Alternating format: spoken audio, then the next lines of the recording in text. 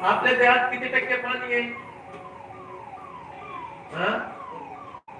गुरुजी किती टक्के पाणी? 71% पाणी. जीवशास्त्राचे गुरुजी इतके. आणि 71% पाणी आहे.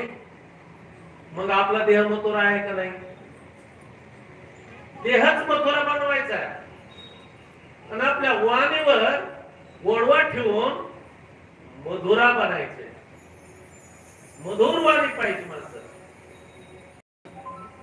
नाहीतर मग काय होतं, काम क्रोधाचे. म्हणून जरासंध प्रत्येकाला जरासंध मारतय. म्हणून त्याचा हल्ला वापस करायचा असेल तर कलियुगात मंत्र नाही, तंत्र नाही, काय नाही, फक्त एकच नाम, ते म्हणजे राम. राम.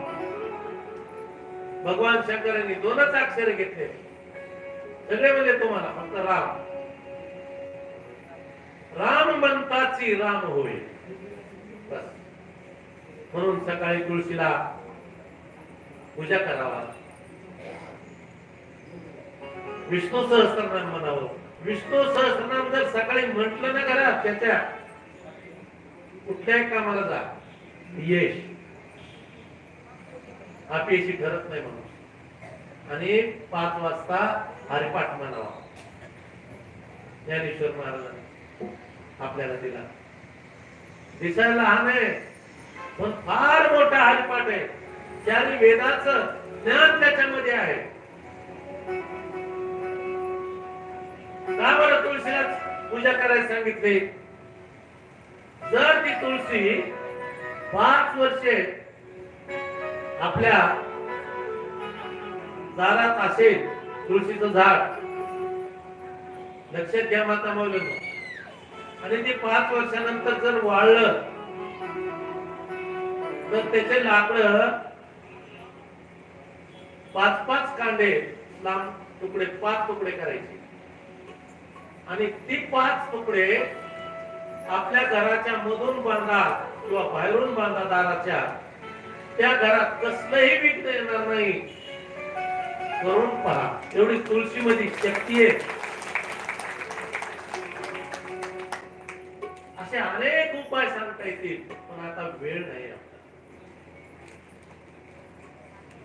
एवढं तुळशीचं महत्व आहे.